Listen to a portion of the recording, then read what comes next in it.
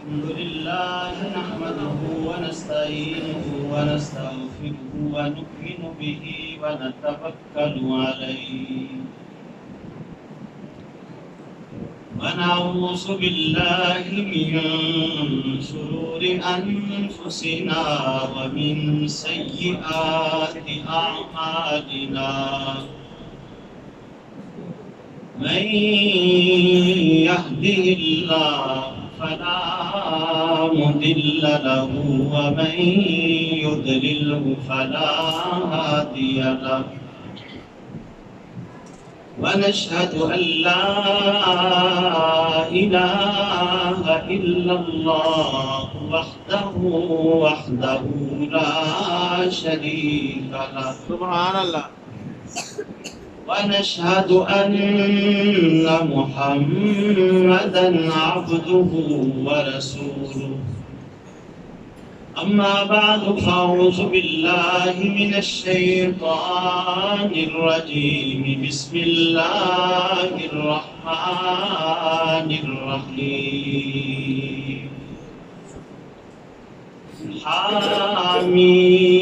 حميم والكتاب المبين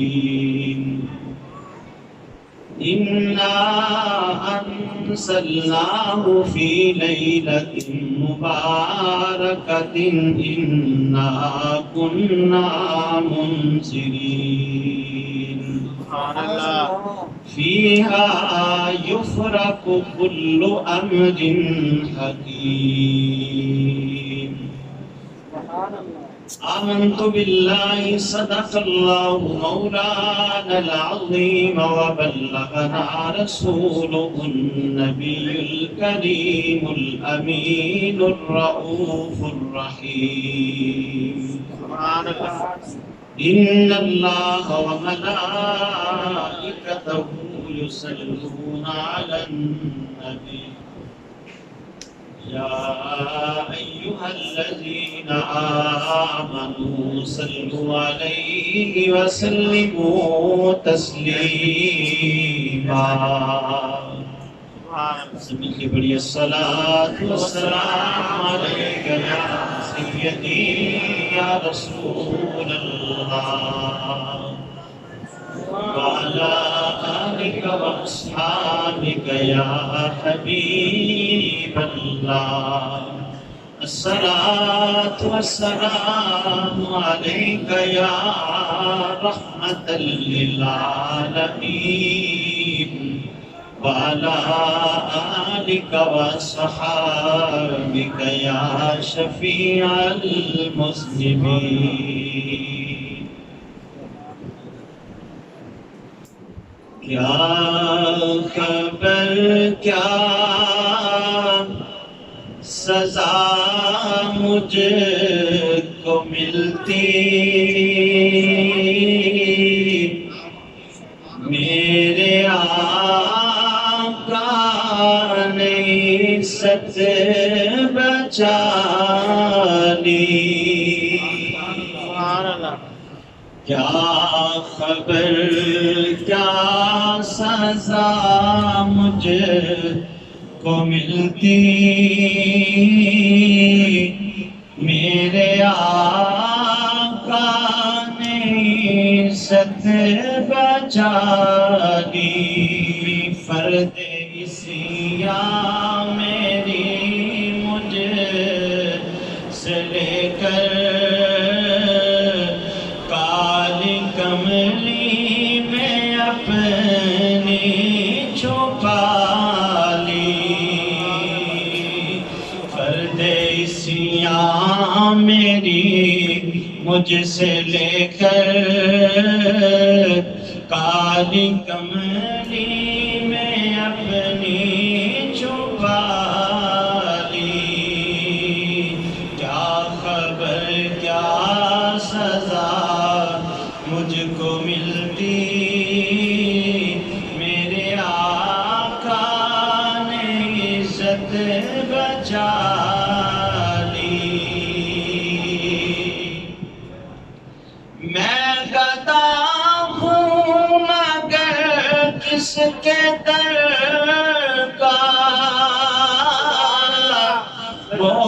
سلطان کون و مکان ہے، میں گدا ہوں مگر کس کے در کا، وہ جو سلطان کون و مکان ہے، یہ غلامی بڑی مستند ہے، میرے سر پہ ہے تاج بلالی۔ نعرہ تکبیر، نعرہ رسالت، نعرہ حیدری، نعرہ غوثیہ۔ یہ غلامی بڑی مستند ہے، میرے سر پہ ہے تاج بلالی، وہ عطا پر عطا کرنے والے، اور ہم بھی نہیں ٹلنے والے، وہ عطا پر عطا کرنے والے، اور ہم بھی نہیں ٹلنے والے، جیسی چوکھٹ ہے ویسے بیکاری، جیسا داتا ہے ویسے سوالی، جیسی چوکھٹ ہے ویسے بیکاری، جیسا داتا ہے ویسے سوالی، میری عمر رواں بس ٹھہر جا، اب سفر کی ضرورت نہیں ہے، ان کے قدموں میں میری جبی ہے، اور ہاتھوں میں روزے کی جالی، ان کے قدموں میں میری جبی ہے، اور ہاتھوں میں روزے کی جالی،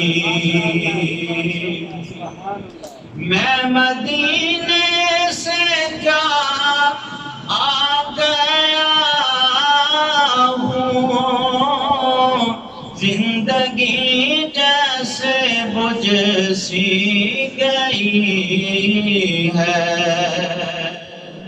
میں مدینے سے کیا آ گیا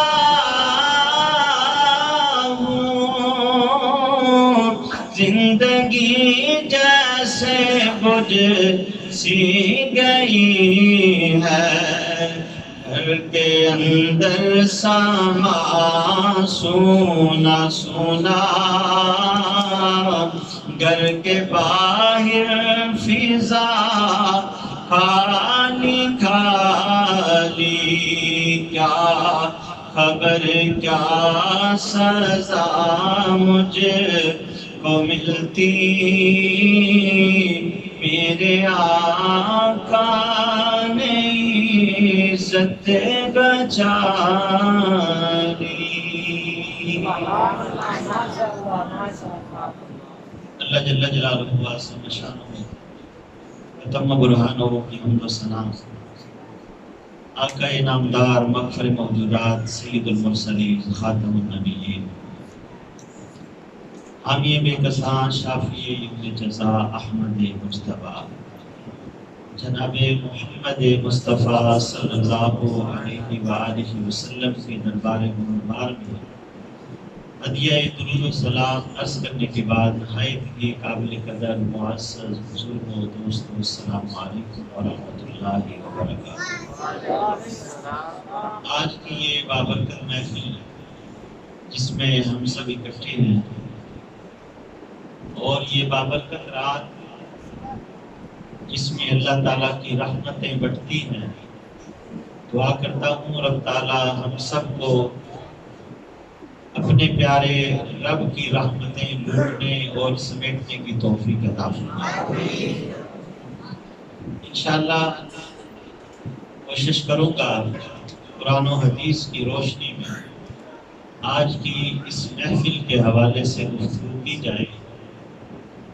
آج جمعۃ المبارک میں بھی اسی موضوع پہ گفتگو کی گئی تھی اور ابھی میں نے وہی 3 آیات مبارکہ سورہ طوفان کی تلاوت کی ہے۔ انشاءاللہ انہی پہ گفتگو کی جائے گی۔ حامیم، یہ حروف مقطعات ہیں اور بعض مفسرین نے اس سے مراد سے مراد حق لیا ہے اور میم سے مراد محمد مصطفیٰ لیا ہے۔ گویا کہ اللہ رب العالمین نے آگے فرمایا والکتاب المبین، قسم ہے۔ قسم کس کی کھائی جا رہی ہے؟ سے مراد حق یعنی اللہ تعالیٰ ہے اور میم سے مراد محمد مصطفیٰ ہے۔ تو گویا رب تعالیٰ اپنے سچائی کی قسم کھا رہا ہے کہ مجھے سچے ہونے خدا کی قسم ہے اور محمد مصطفیٰ کی قسم ہے۔ یہ کتاب جو روشن کتاب ہے، اس کے اندر ہم نے کیا کیا ہے؟ انا انزلناہ، اس کے اندر ہم نے نازل کیا کیا؟ فی لیلۃ مبارکہ، یہ برکت والی رات، مبارک رات ہے، اس میں ہم نے قرآن کو نازل کیا۔ یہ سادہ سا ترجمہ میں نے آپ کے سامنے رکھا ہے۔ آگے 30ویں آیت مبارکہ میں اللہ رب العالمین فرماتا ہے فیہا یفرق کل امر حکیم، اس میں ہر حکمت والے کام طے پائے جاتے ہیں۔ گویا کہ اللہ رب العالمین نے اس رات جو رات اب گزر رہی ہے، یہ 15 شعبان المعظم کی رات ہے۔ کون سی رات ہے؟ 15 شعبان، جسے ہم شب برات، دوسرے لفظوں میں ہم شب رات کہہ لیتے ہیں۔ تو یہ شب برات جو ہے یہ 15 شعبان المعظم کی رات ہے جو گزر رہی ہے، جس میں ہم آج مسجد کے اندر بیٹھے ہوئے ہیں۔ اس کی فضیلت کیا ہے؟ آئیے قرآن پاک میں یہ آیت مبارکہ جو ہے لیلۃ مبارکہ، اس میں اکثر مفسرین ان کا قول یہ ہے کہ اس لیلۃ مبارکہ سے مراد اس 15 شعبان معظم کی رات ہے، یعنی 15 شعبان کی رات، اس سے مراد یہی رات مبارکہ ہے۔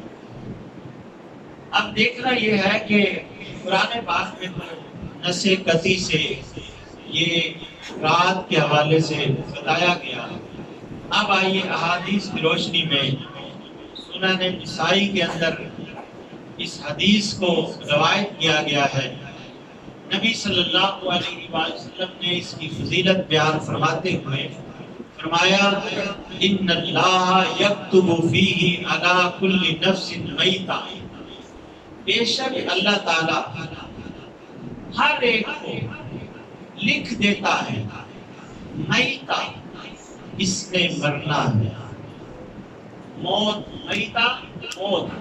اللہ رب العالمین اس رات میں ہر مرنے والے کا نام لکھ دیتا ہے۔ آگے فرمایا تلک السنہ، پورے سال میں جس نے وفات پانی ہوتی ہے اس کا نام لکھ دیا جاتا ہے، فرشتوں کے سپرد کر دیا جاتا ہے کہ اس کو موت آ جائے۔ اس رات میں آنے والا سال، یہ پورا سال یعنی اگلی نصف شعبان کی جو 15ویں رات آئے گی، اس رات تک جس نے مرنا ہے اس کا نام اللہ تعالیٰ نے اپنے فرشتوں کو لکھا دیا. اللہ تعالیٰ فرما دیتا ہے کہ اس نے مرنا ہے. آگے نبی صلی اللہ علیہ وسلم نے ارشاد فرمایا فَأُحِبَّ أَن يَأْتِيَنِي أَجَلٌ، فرمایا میں اس بات کو پسند کرتا ہوں کہ جب میری اجل لکھی جائے، میرے موت کا پیمانہ لکھا جائے، موت کا پروانہ جب لکھا جائے تو وَأَنَا صَائِمٌ، تو میں اس وقت اللہ کی عبادت کروں اور روزہ رکھوں. اب یہ نبی صلی اللہ علیہ وسلم نے خود اپنی چاہت وَأَحِبُّ، میں اس بات کو زیادہ پسند کرتا تھا. یہ اس میں تفسیر ہے، یعنی عام طور پہ ایک ہے پسند کرنا، ایک ہے بہت زیادہ پسند کرنا. تو آپ نے فرمایا میں اس بات کو زیادہ پسند کرتا ہوں کہ جب میرا یہ ٹائم لکھا جائے تو میں اس حال میں اللہ کی عبادت کروں اور روزے کی صورت میں. اب روزے کی صورت تو دن میں کریں گے، رات کو تو روزہ نہیں رکھ سکتے. تو روزہ دن میں، اس کی دوسری حدیث مبارکہ جو میں نے جمعہ میں بیان کی تھی حضرت مولا علی کی روایت، اس میں نبی صلی اللہ علیہ وسلم نے خود فرمایا فَقُومُوا لَيْلَهَا وَصُومُوا نَهَارًا، فرمایا رات کو قیام کرو اور دن کو روزہ رکھو. یہاں اللہ رب العالمین کے پیارے حبیب صلی اللہ علیہ وسلم نے قیام کا ذکر فرمایا، رات جب آئے تو قیام کرو اور جب صبح ہو تو پھر سارا دن روزہ رکھو.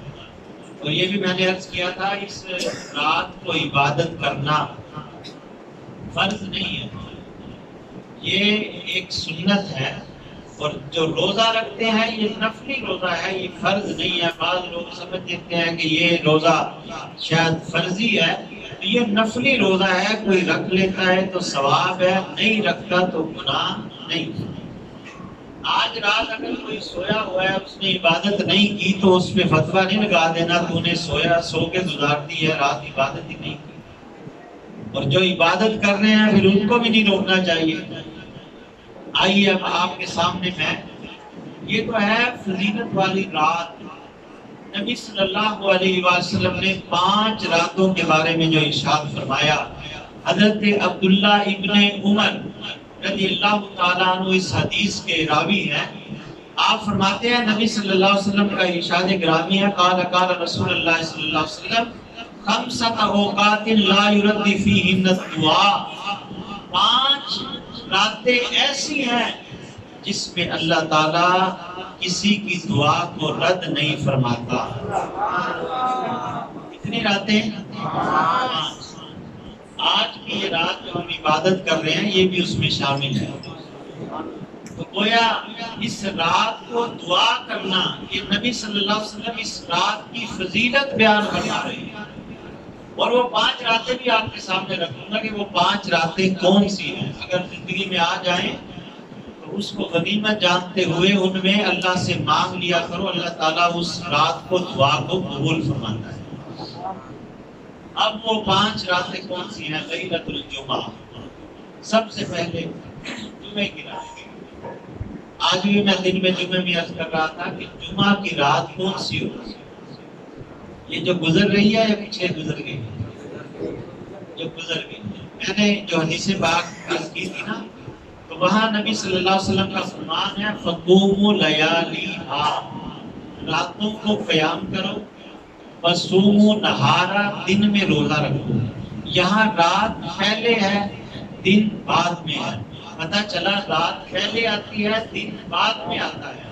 اور اعلیٰ حضرت عظیم البرکت شاہ احمد رضا خان فاضل بریلوی اپنی ملفوظات اعلیٰ حضرت میں ارشاد فرماتے ہیں کہ جو اسلامی دن ہے، اسلامی دن جو تبدیل ہوتا ہے وہ سورج غروب ہونے کے بعد شروع ہوتا ہے.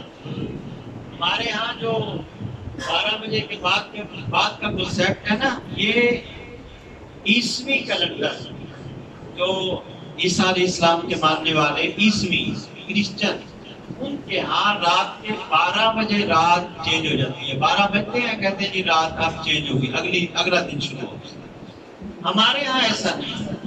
بعض کسی نے سورج طلوع ہونے کا وقت لکھا, کسی نے دن کے 12 بجے کو چینج کیا, لیکن آپ فرماتے ہیں اعلیٰ حضرت ملفوظات اعلیٰ حضرت میں کہ دن جب بھی چینج ہونا ہے جب سورج غروب ہو جاتا ہے اگلی رات شروع ہو جاتی ہے, یعنی اگلا دن اور رات سٹارٹ ہو جاتا ہے. تو گویا جمعے کی رات کون سی بنے گی؟ جمعے سے پہلے جمعے رات جسے ہم کہتے ہیں. دن تو جمعے رات کا ہوتا ہے اور رات بھی جمعے کی ہوتی ہے. تو پہلی رات کون سی ہر ہفتے ملتی ہے؟ کوئی لمبا چوڑا انتظار نہیں کرنا پڑے گا. ہر جمعے کو جب جمعہ صبح جمعہ ہو تو جمعہ سے پہلے جو رات آ رہی ہے شب جمعہ جسے کہتے ہیں, اس رات کو اگر کوئی کسی کو حاجت ہو تو اپنے رب سے دعا کرے. نبی صلی اللہ علیہ وسلم فرماتے ہیں لا یرد فیہ الدعاء, اس میں دعا اللہ تعالیٰ رد نہیں فرماتا بلکہ قبول فرماتا ہے. اب دوسری رات فرمایا لیلۃ العشر من المحرم, 10 محرم الحرام کی رات, یعنی 9 کے بعد جو شروع ہوگی مغرب کے بعد, یہ 10ویں کی یوم عاشورہ سے پہلے والی جو رات پہلے آتی ہے 9 کے فوراً بعد رات شروع ہو جائے گی. 10 محرم الحرام کی رات کو اللہ تعالیٰ دعا قبول فرماتا ہے, رد نہیں فرماتا. آگے تیسری فرمایا, تیسری رات وہ ہے لیلۃ النصف من شعبان, یہ جو آج کی رات ہے نصف شعبان. شعبان کا مہینہ ہے, نصف یعنی آدھا, گویا آدھا مہینہ رات کون سی بنے گی؟ 15ویں. تو فرمایا 15ویں رات یہ ایسی رات ہے جس میں اللہ تعالیٰ دعا کو رد نہیں فرماتا. کتنی ہو گئی؟ ڈیلے بول رہے ہیں, میرا خیال توجہ تھوڑی سی کم ہے, بڑی سی آپ توجہ رکھیں. کوئی زیادہ لمبی چوڑی میری گفتگو نہیں ہوتی, کوشش کروں گا جتنا ٹائم آپ کو دوں آپ کو بات سمجھ آئے. پہلی رات جمعے کی رات, دوسری 10 محرم کی رات, تیسری کون سی ہے؟ 15 شعبان کی جو آج رات گزر رہی ہے. 3 راتیں ہو گئی اور 2 راتیں تو بڑی یاد ہوتی ہیں آپ کو, یعنی عیدین کی رات یاد ہوتی ہے نا, صبح عید ہوتی ہے. لیکن نبی صلی اللہ علیہ وسلم فرما رہے ہیں کہ دونوں عیدیں یعنی عید الفطر عید الاضحیٰ, چھوٹی بڑی دونوں عیدیں, ان سے جو پہلی جسے ہم چاند رات کہتے ہیں, کون سی چاند رات تو یاد رہتی ہے نا. اور معذرت کے ساتھ چھوٹی عید پہ جو چاند رات جیسے ہمارے ہاں ٹرینڈ بن گیا گزارنے کا, ساری رات شاپنگ میں اور صبح عید پڑھنے کی بھی انہیں مہلت نہیں ملتی, سو جاتے ہیں. تو یہ رات شاپنگ کی نہیں ہے, یہ رات تو اللہ کی عبادت کی ہے. اور رمضان مبارک ساری رحمتیں دے رہا ہے, آخر میں رحمت سمیٹنے کا ٹائم آتا ہے, ہم شاپنگ میں گزارتے ہیں. نبی صلی اللہ علیہ وسلم فرما رہے ہیں کہ یہ 2 راتیں عید کی ایسی راتیں ہیں جس میں اللہ تعالیٰ دعا کو رد نہیں فرماتا بلکہ دعا کو قبول فرماتا. یہ 5 راتیں ہوئی, ان کا خیال رکھنا ہے. ان راتوں میں آپ نے خاص طور پہ ساری رات نہ جاگے, آپ 10 منٹ لگا لیں, 15 منٹ لگا لیں, آدھا گھنٹہ, جتنا ہو سکے اتنا ٹائم اللہ کی بارگاہ میں جھک جائیں, نفل ادا کر لیں, دعا مانگ لیں, اللہ تعالیٰ آپ کو عطا فرمائے. تو یہ 5 راتیں, ان 5 راتوں میں آج کی رات, تو یہ رات مقدس رات ہے جس میں نبی صلی اللہ علیہ وسلم کا فرمان ہے کہ اس میں دعا قبول ہوتی ہے, رد نہیں ہوتی. اب یہ کہا جائے کہ یہ اس رات میں عبادت کہاں سے ہے, تو میں کوئی ادھر ادھر کی باتیں نہیں کر رہا. میں نے آپ کے سامنے قرآن پاک کی آیہ مبارکہ پڑھی, اب احادیث سیاستہ کی احادیث آپ کے سامنے پیش کر رہا ہوں. سنن نسائی, سنن ترمذی, سنن ابن ماجہ, ان سب کے اندر یہ حدیثیں موجود ہیں. لیکن بعض لوگ یہ بھی کہتے ہیں یہ پتہ نہیں کہاں سے انہوں نے کام شروع کر دیا یہ عبادت کا, تو یہ ذہن سے نکال دیں کہ جو اگر یہ سوچتا ہے کہ یہ نیا کام شروع ہو گیا، بدعت شروع ہو گئی، تو ایسا نہیں ہے۔ نبی صلی اللہ علیہ وسلم، ابھی میں آپ کے سامنے وہ حدیث بھی عرض کروں گا کہ نبی صلی اللہ علیہ وسلم خود آپ قبرستان اس رات کو تشریف لے گئے۔ تو گویا یہ کوئی کسی کی بنائی بھی نہیں ہے، یہ تو قرآن و حدیث سے بالکل ثابت ہے اس میں عبادت کرنا، اور نبی صلی اللہ علیہ وسلم نے خود عبادت فرمائی ہے۔ آئیے اب اس رات کے اندر ایک اور میں وضاحت کرتا چلوں۔ جب یہ رات شروع ہو جاتی ہے تو مغرب کے بعد ظاہر رات شروع ہوتی ہے۔ مغرب کے بعد کچھ ہمارے ہاں بزرگوں نے ایک بیری کے پتوں کو بوائل کر کے اس میں نہانے کا ذکر کیا ہے۔ کہتے ہیں جی بیری کے پتوں سے بوائل کر کے آپ نہا لیں، مغرب کے بعد سارا سال جادو سے محفوظ رہیں گے۔ اب اس پہ بھی کئی لوگوں کو اعتراض ہوا کہ یہ بیری کے پتوں سے کیوں نہ، اس پہ بھی اعتراض ہوا۔ تو میں عرض کرتا چلوں، ہر بات پہ اعتراض کرنا چاہے تو انسان کر سکتا ہے، لیکن کم سے کم تھوڑا سا نیگیٹو سوچ کو سائڈ پہ رکھ کے پوزیٹو سوچے تو بات سمجھ آئے گی۔ قرآن کے ہوتے ہوئے قرآن شفا ہے نا، قرآن میں شفا ہے۔ قرآن کے ہوتے ہوئے ہم ڈاکٹر کے پاس جاتے ہیں میڈیسن لینے کے لیے، ہاسپٹل جاتے ہیں میڈیسن لینے کے لیے، تو کیا وہ بندہ اسلام سے ہٹ جائے گا؟ اسے کہا جائے بھئی قرآن کے ہوتے ہوئے قرآن میں شفا ہے، بھئی قرآن سے شفا حاصل کر لے، ڈاکٹر طبیب کے پاس کس لیے جا رہا ہے؟ وہ کہے گا بھئی ٹھیک ہے، قرآن اپنی جگہ ہے اور ڈاکٹر نے تشخیص کرنی ہے، میری جو مرض ہے وہ ڈاکٹر تشخیص کرے گا، تو یہ اپنی جگہ۔ تو یہاں میں بات اس لیے کر رہا ہوں کہ اگر ذہن میں یہ سوال آ جائے بھئی بیری کے پتوں سے نہانا کوئی سنت نہیں کہتا، سنت نہیں ہے، یہ ایک ٹوٹکا سمجھ لیں یا بزرگوں کا عمل سمجھ لیں، تو آپ میڈیسن کے لیے کسی ڈاکٹر کے پاس چلے جائیں قرآن کے ہوتے ہوئے، تو کوئی فتویٰ نہ لگائے کہ کیوں جا رہے ہیں۔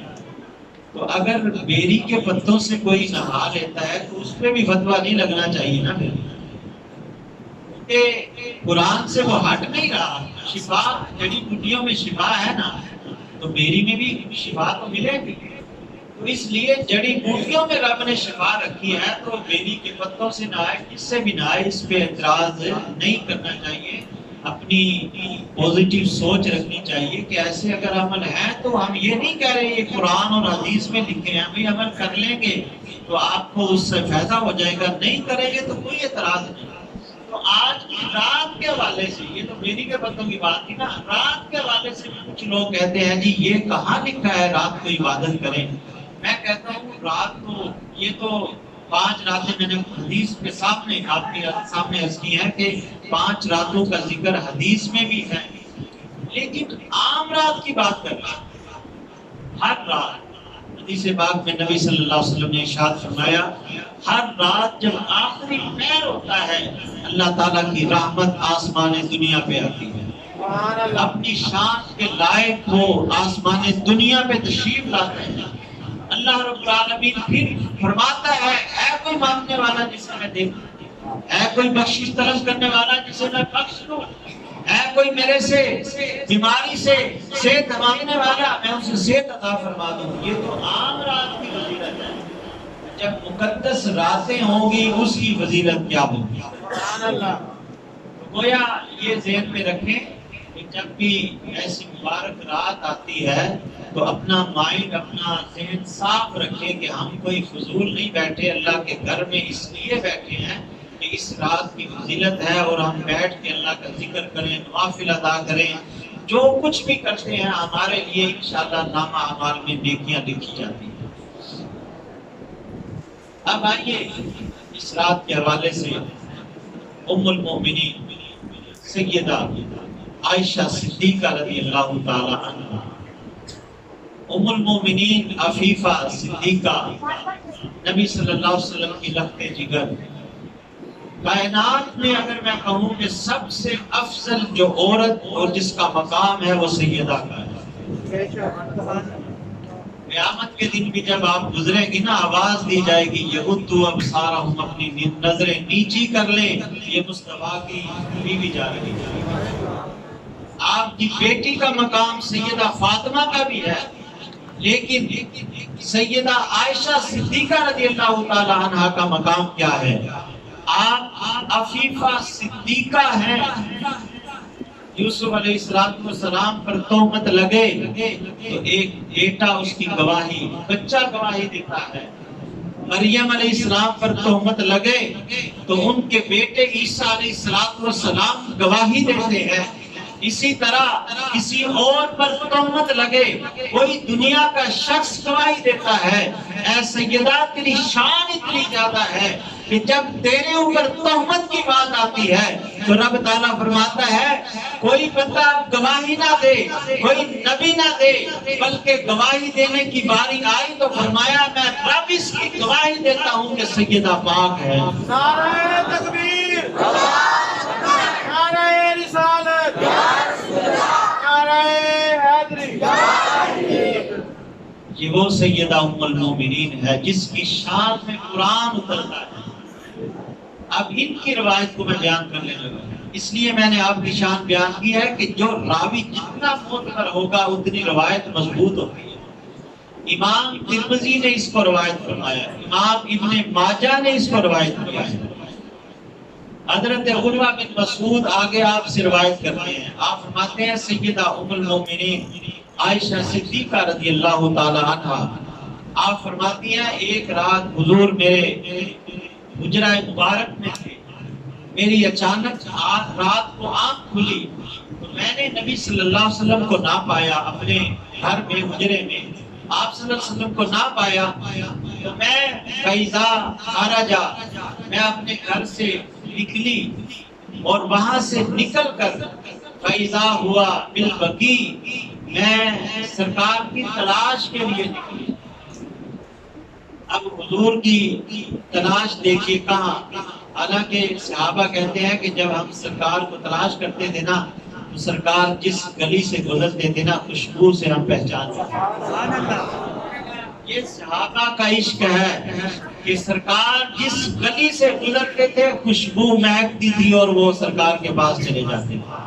اب ام المومنین سیدہ عائشہ رضی اللہ تعالیٰ عنہ کو کیسے پتا چلا کہ رات کا وقت ہے اور رات کے وقت حضور جائیں تو کسی اور کے گھر تشریف لے جائیں یا مسجد میں تشریف لے جائیں؟ اب قبرستان میں رات کے وقت کون جاتا ہے؟ فیضا ہوا بالبقی. ام المومنین سیدہ عائشہ صدیقہ رضی اللہ تعالیٰ عنہ آپ فرماتی ہیں میں سرکار کی خوشبو سونگتی سونگتی جنت البقیع میں پہنچ گئی. اب جنت البقیع میں جب سرکار کے پاس پہنچی نا تو آپ فرماتی ہیں رافع راسہ، سرکار نے اپنا سر مبارک آسمان کی طرف اٹھایا ہوا ہے. بیادہ وہ ہاتھ بھی اٹھائے ہوئے ہیں، گویا کیا کر رہے تھے؟ سرکار دعا مانگ رہے تھے. ام المومنین سیدہ نے دیکھا سرکار دعا مانگ رہے ہیں اور آسمان کی طرف ہاتھ اٹھایا ہوا ہے. اب یہاں یہ بھی عرض کرتا چلوں کہ بعض اوقات ہم کہتے ہیں اللہ ہر جگہ موجود ہے، اللہ ہر جگہ موجود ہے، زمین و آسمان میں بھی موجود ہے. اپنا عقیدہ درست رکھیں. اللہ تعالیٰ کسی جگہ کا محتاج نہیں. کہہ دیتے ہیں نا ہر جگہ ہے اللہ، کہہ دیتے ہیں نا اللہ ہر جگہ موجود ہے. ایسا کہنا اللہ کو مقید کرنا، یعنی ایک جگہ قید کرنا. ایک جگہ یعنی یہاں ہے تو گویا دوسری جگہ نہیں ہے. تو ہر جگہ موجود یعنی قید، اللہ قید سے پاک ہے. اللہ اپنی شان کے مطابق جہاں چاہے وہاں موجود ہے. یہ عقیدہ ہونا چاہیے. اب آسمان کی طرف جو رخ مبارک فرمایا ہے، یہ جو ہم اللہ جب نماز پڑھتے ہیں تو خانہ کعبہ کی طرف منہ کیوں کرتے ہیں؟ کیا خانہ کعبہ کی طرف ہے؟ کبھی آپ نے سوچا ہے؟ خانہ کعبہ کی طرف منہ کر کے نماز پڑھتے ہیں نا، کوئی اگر دوسری طرف کھڑا ہو کے نماز پڑھنے لگ جائے اور مسجد ہو، دیکھنے والا کیا کہے گا؟ بھائی یہ نماز پڑھنی نہیں آتی، تجھے اتنا نہیں پتا کہ قبلہ کی طرف منہ کر کے نماز پڑھتے ہیں؟ خانہ کعبہ میں چلے جائیں، چاروں طرف ادھر ادھر سارے، انہیں کہیں بھی ہر طرف قبلہ ہے، آپ ادھر ایسے کر لیں، کہے گا نہیں قبلہ کی طرف منہ کرنا ہے۔ کیوں؟ کیا خدا تعالیٰ خانہ کعبہ میں رہتا ہے؟ نہیں، یہ ایک ڈائریکشن ہے، گویا کہ ادھر اللہ کی تجلیات ہیں، اللہ کی رحمتیں ہیں، اس طرف ہم متوجہ ہوتے ہیں۔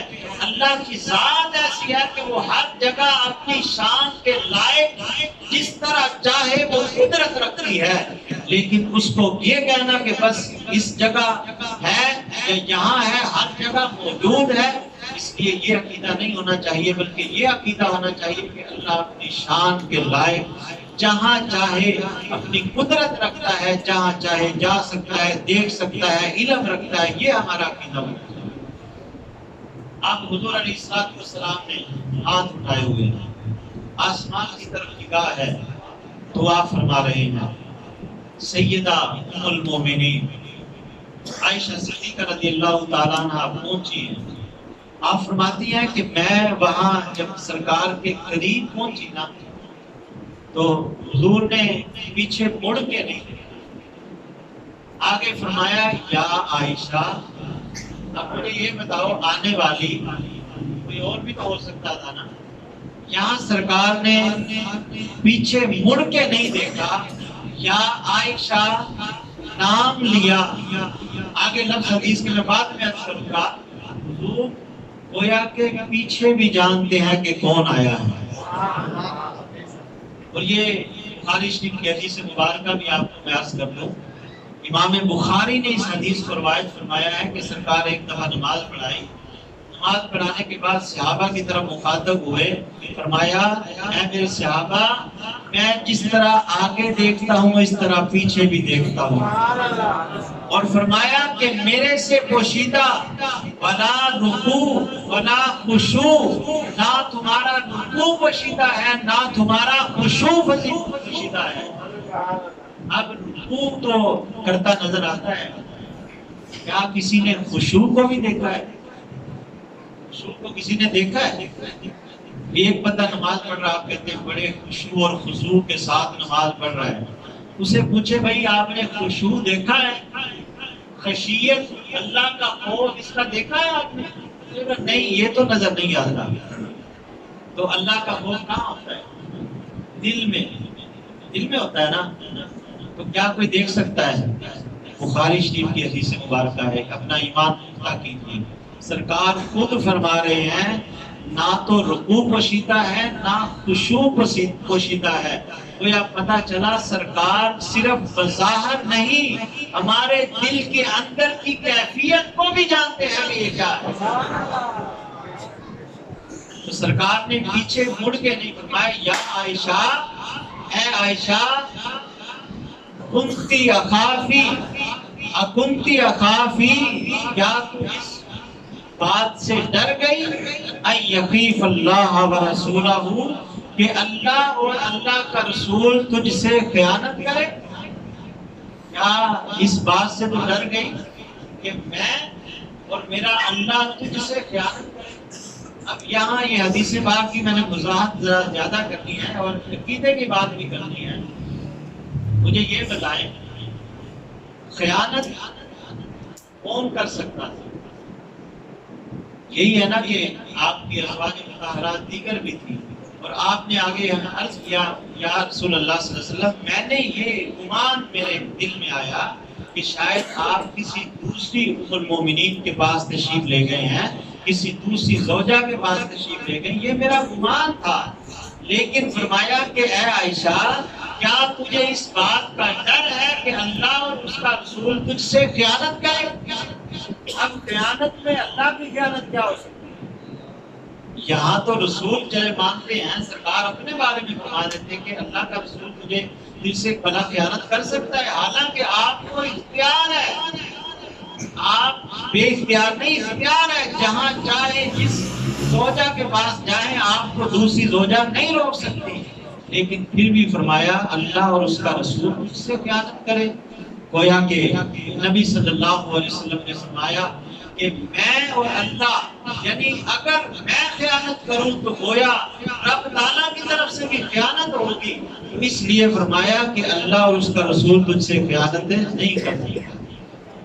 آگے فرمایا، آئیے اب اس وجہ نبی صلی اللہ علیہ وسلم نے بیان فرمائی کہ میں اس وقت یہاں کیوں آیا ہوں۔ نبی صلی اللہ علیہ وسلم نے ارشاد فرمایا کہ اے عائشہ، اس رات کو ینزل نصف شعبان، یہ شعبان کی رات ہے، اس رات کو اللہ تعالیٰ کی رحمت آسمان دنیا پر آ جاتی ہے۔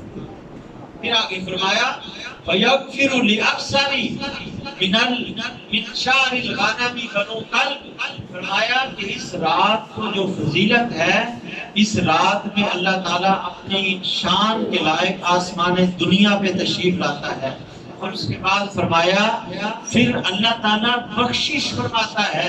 بخشش کتنے لوگوں کی فرماتا ہے؟ فرمایا بنو کلب کی بکریوں کے بال سے زیادہ لوگوں کی اللہ تعالیٰ اس رات کو بخشش فرما دیتا ہے۔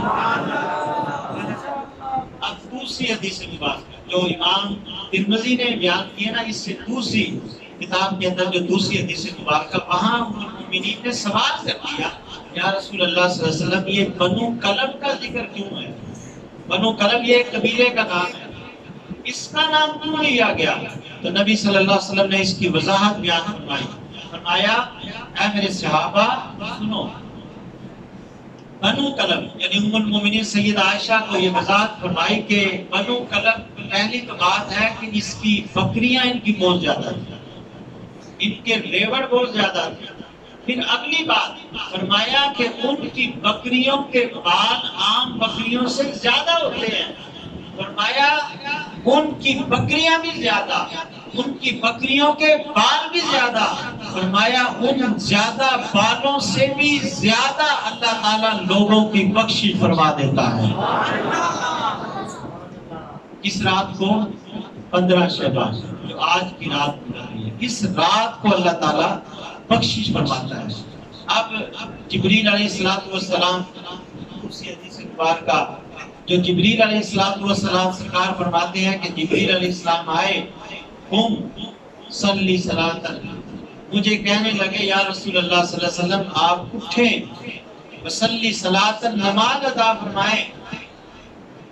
پھر نماز ادا فرمانے کے بعد نبی صلی اللہ علیہ وسلم نے ارشاد فرمایا اے جبریل مجھے یہ بتا آج مجھے کس لیے آپ نے اٹھایا ہے، یہ اٹھانے کا وجہ کیا ہے، کیوں مجھے اٹھایا ہے؟ تو حضرت جبریل علیہ السلام عرض کرتے ہیں یا رسول اللہ صلی اللہ علیہ وسلم آج یہ شعبان کی 15ویں رات ہے، اللہ تعالیٰ اس میں لوگوں کی بخشش فرماتا ہے، اور اللہ تعالیٰ کی عام دنوں میں کچھ رحمتیں برستی ہیں۔ فرمایا اللہ تعالیٰ کی جب آخری پیر ہوتا ہے اس رات کو اللہ تعالیٰ کی 300 رحمتیں برسنا شروع ہو جاتی ہیں۔ اب یہ احادیث سامنے رکھتے ہوئے یہ ابھی میں فضیلت کی بات کر رہا ہوں کہ اس رات کی فضیلت قرآن و حدیث میں موجود ہے۔ اب اس رات کو کرنا کیا، اس رات میں کرنا کیا؟ اس رات میں ہم نے توبہ کرنی ہے، اس رات میں اپنی گناہوں سے توبہ کرنی ہے، اور اللہ تعالیٰ انسان کی خواہش ہوتی ہے کہ میں فلاں چیز مانگوں، فلاں مجھے اللہ تعالیٰ عطا فرما دے، فلاں عطا فرما دے۔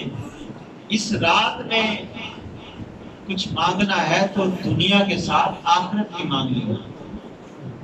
بعض اوقات ہمارے ہاں یہی ہے کہ ہم دنیا کے لیے بہت آگے آگے چلتے ہیں کہ یا اللہ یہ عطا کر دے، یہ عطا کر دے، لیکن آخرت بھی مانگنی چاہیے۔ علامہ اقبال رحمۃ اللہ علیہ، ان کے بیٹے جاوید اقبال، انہوں نے ایک کتاب لکھی اور اس میں اس واقعے کو بیان کیا ہے۔ انہوں نے کہا کہ میں نے علامہ اقبال رحمۃ اللہ علیہ جب ملک سے باہر گئے تو میں نے ان کو ایک خط لکھا اس خط میں کہا کہ مجھے ریڈیو چاہیے. ہم ڈیمانڈ کرتے ہیں نا والدین کہ ہمارا بھائی رشتے دار باہر جاتا ہے, جی آج کل تو یہی ہے کہ موبائل بھیجنا ہے. تو علامہ اقبال رحمۃ اللہ علیہ, یہ سبق افروز واقعہ بیان کر رہا ہوں. جاوید اقبال صاحب انہوں نے یہ جو کتاب لکھی اپنا گریبان چاک, اس میں یہ واقعہ بیان کرتے ہیں کہ میں نے اپنے والد گرامی کو ڈیمانڈ یہ کی کہ میرے لیے آپ ریڈیو بھیج دیں تاکہ میں نیوز وغیرہ دنیا کے حالات سنتا رہوں. تو آگے سے علامہ اقبال رحمۃ اللہ علیہ نے کیا ہماری طرح جس طرح ڈیمانڈ ہوتی ہے موبائل دے دیں, ٹھیک ہے بھیج دیں, ایسا بھیج دیا نہیں. آپ نے آگے سے جواب لکھا. آپ نے آگے سے جو جواب لکھا نا سننے والا ہے. آپ نے خط کا جواب دیتے ہوئے فرمایا کہ بیٹے یہ ریڈیو کا کیا کرنا, یہ تو ٹوٹ جائے گا. لیکن آپ فرماتے ہیں دیار عشق میں اپنا مقام پیدا کر. یہ شعر ذرا غور سے آپ نے سننا ہے, سبق کا موضوع اس کا جواب بھی ہے. اور فرمایا دیار عشق میں اپنا مقام پیدا کر, نیا زمانہ نئی صبح و شام پیدا کر. یہ آپ نے جواب دیا کہ یہ جو چیزیں ہیں یہ تو ٹوٹ جاتی ہیں, لیکن اپنا ایسا مقام پیدا کر کے عشق تیرا اپنے رب سے ہو جائے, مصطفیٰ سے ہو جائے.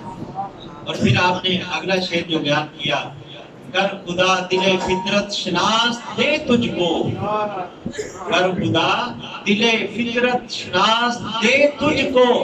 مجھے یہ مل جائے نا کہ میں اللہ کو کیسے حاصل کروں, کس طرح پہچان لوں. تو فرمایا سکوت لالا ہو گلوں سے کلام پیدا کر. آپ فرماتے ہیں گلاب ہے نا, گلاب وہ کتنا سرخ ہے, اس نے یہ نہیں کہا کہ میں مٹی جیسا ہو جاؤں. ہمارے تو رنگ بدلتے ہیں نا, جس طرح کا رنگ ہے اسی میں ڈل جاتے ہیں. اپنی اصل نہیں دیکھتے کہ ہم مٹی سے پیدا ہوئے ہیں اور خود سونا بننا چاہتے ہیں. وہ اصلیت کو بھول جاتے ہیں. تو اس لیے اصلیت کو نہیں بھولنا چاہیے. تو آپ نے فرمایا کہ اصلیت جو ہے وہ یاد رکھنی ہے. تو آج ہم نبی صلی اللہ علیہ وسلم سے سچی محبت کریں اور خاص طور پہ اس رات کو توبہ کریں, اپنے گناہوں سے توبہ کریں, اپنے گناہوں کی معافی مانگیں. پروردگار ہم سے بڑی خطائیں ہوئی ہیں. میں تو کو جو حدیث پاک میں نے عرض کی تھی اس میں بنی اسرائیل کا واقعہ وہ تھوڑی سی مختصر کی تھی, میں بس وہ آخری حدیث عرض کر کے اجازت چاہوں گا. اس حدیث پاک میں نبی صلی اللہ علیہ وسلم نے جو کنز الایمان کے اندر یہ حدیث موجود ہے, آپ نے فرمایا بنی اسرائیل کا ایک شخص تھا, اس نے اللہ تعالیٰ نے اس کو مال و دولت بڑا مال دیا, بڑی عیش و عشرت میں تھا. بالآخر سارا مال ختم ہو گیا, سب کچھ ختم ہو گیا, لوگوں سے مانگنے لگا. لوگ بھی کتنا دیں, یہ ہے نا ہم بس کر دیتے ہیں, لینے سے اکتا جاتے ہیں, لیکن روز مانگنے آ جاتا ہے. اس نے کہا کہ اس در پہ کیوں نہ جائیں جہاں ہر کوئی لیتا ہے. وہ اللہ تعالیٰ کی بارگاہ میں حاضر ہوا, دعا کی پروردگار مجھے عطا فرما, مجھے یہ عطا فرما. وہ مانگتا گیا. نبی صلی اللہ علیہ وسلم نے ارشاد فرمایا اے میرے صحابہ, اللہ تعالیٰ نے فرمایا فرشتوں یہ جو مانگ رہا ہے نا اس کو دے دو. فرشتے عرض کرتے ہیں یا اللہ یہ پتہ کیوں آیا ہے, یہ اس لیے آیا, یہ کوئی ڈر ڈر سے نہیں آیا, تیرا خوف نہیں ہے اس کے اندر, یہ تو اس لیے آیا کہ کنگلا ہو گیا, کچھ ہے ہی نہیں اس کے پاس, اس لیے آیا ہے. اللہ تعالیٰ فرمائے گا دے دو, فرشتوں اس کو دے دو. دے دیا جاتا ہے. پھر اس کے پاس مال آ جاتا ہے, دولت, پھر عیش و عشرت میں لگ جاتا ہے. پھر نافرمانی اللہ کی ہوتی ہے, وہ سارا مال پھر اس کا ختم ہو جاتا ہے. پھر وہ اس کے پاس کچھ نہیں رہتا. پھر وہ اللہ کی کہتا ہے اب لوگوں سے کیا مانگو, شرم آتی ہے. پھر اللہ کی بارگاہ میں چلا جاتا ہے. اللہ کی بارگاہ میں پھر مانگتا ہے, مانگتا ہے, مانگتا ہے. اللہ تعالیٰ پھر فرماتا ہے فرشتوں کو یہ جو مانگتا ہے نا اس کو دے دو. رشتے پھر عرض کرتے ہیں یا اللہ یہ خوف سے نہیں آیا, یہ اس کے پاس تو کچھ نہیں ہے اس لیے آیا. اللہ تعالیٰ فرماتا ہے فرشتوں دے دو نا. فرشتوں کو جب حکم ہوتا ہے فرشتے پھر دے دیتے ہیں. حتیٰ کہ نبی صلی اللہ علیہ وسلم فرماتے ہیں اے میرے صحابہ، تو ایک بار نہیں، دو بار نہیں، تین بار نہیں، چار بار نہیں، یہاں دنیا پہ مانگنے چلا جائے، کوئی والد اپنے بیٹے کو کاروبار کرائے، پیسے دے، ایک دفعہ دے گا، دوسری دفعہ نقصان اٹھائے، وہ تیسری دفعہ نقصان اٹھائے، والد کہے گا بس بھائی اب نہیں، بڑی دفعہ آزما لیا، تو ہر دفعہ نقصان کر رہا ہے، چھوڑ اس کام سے، جان چھڑا۔ لیکن وہ مالک اس کے در پہ فرمایا 2-4 مرتبہ نہیں، وہ شخص 70 مرتبہ آیا اور اللہ تعالیٰ نے 70 مرتبہ اسے عطا فرما دیا، 70 مرتبہ عطا فرمایا۔ اور اب 70 مرتبہ دینے کے بعد اب ایک رات ایسی آئی کہ اس کے پاس اب وہ مال ختم نہیں ہوا، اس کے پاس مال ہے، سب کچھ اللہ نے دیا، اس کے پاس ہے، وافر مقدار میں ہے، لیکن اس حالت میں اسے خیال آیا، اس مالک کی یاد آئی کہ جب مال ختم ہوتا تھا تبھی میں یاد کرتا تھا، جب بیمار ہونا اللہ تعالیٰ سے یا اللہ بس مجھے صحت دے دے، یا اللہ بس میں نمازیں بھی پڑھوں گا، سب کچھ کروں گا، ہوتا ہے ایسا، یا جب جان نکل رہی، یا اللہ بس میں آج کے بعد کوئی گناہ نہیں کروں گا، بس آج کے بعد تو میں پکا سچا تیرا بندہ بن جاؤں گا۔ جب تھوڑا سا سائڈ پہ ہوا، جان بچ گئی، بھول جاتا ہے، انسان ہے نا، بھول جاتا ہے، لیکن آج وہ بھولا نہیں، آج ساری نعمتیں اس کے پاس ہیں، سوچا کہ اس مالک کا شکر ادا میں کیوں نہیں کرتا جس نے مجھے اتنی بار مجھے عطا کیا ہے۔ آج وہ سارا مال ہونے کے باوجود اپنے رب کی بارگاہ میں سجدہ ریز ہو جاتا ہے، عرض کرتا ہے پروردگار مجھے عطا کر، پروردگار مجھے تو نے عطا کیا ہے، یہ بھی تیرا شکر ہے، پروردگار تو نے بڑا کچھ عطا کیا ہے، اے پروردگار آج مجھ سے راضی ہو جا، میں تجھے منانے کے لیے اٹھا ہوں۔ نبی صلی اللہ علیہ وسلم فرماتے ہیں اے میرے صحابہ، نبی صلی اللہ علیہ وسلم کی آنکھوں مبارک سے آنسو جاری ہے، فرمایا وہ رب کتنا مہربان ہے، 70 مرتبہ آیا، اسے عطا فرماتا رہا، اور اب جب سارا کچھ ہے پھر کہتا ہے یا اللہ تو راضی ہو جا، تو راضی ہو جا۔ تو فرشتے پوچھتے ہیں کہ اے اللہ اب تو اس کو کیا عطا فرمائے گا، سب کچھ تو عطا کر دیا۔ تو میرے پیارے حبیب صلی اللہ علیہ وسلم نے فرمایا رب تعالیٰ فرمائے گا اے میرے پیارے فرشتوں اب یہ کہہ رہا ہے کہ یا اللہ تو راضی ہو جا، سن لو تم گواہ بن جاؤ میں ان سے راضی ہو گیا ہوں، دنیا کے اندر میں اسے یہ عطا کروں گا۔ فرشتے پوچھتے ہیں اب عطا کیا کرنا ہے، فرمایا دنیا کے اندر میں اسے عزت عطا فرما دوں گا، اسے عزت دے دوں گا، اور آخرت میں اسے جنت عطا کر دوں گا، یہ جنت میں بغیر حساب کے جنت میں داخل ہو جائے۔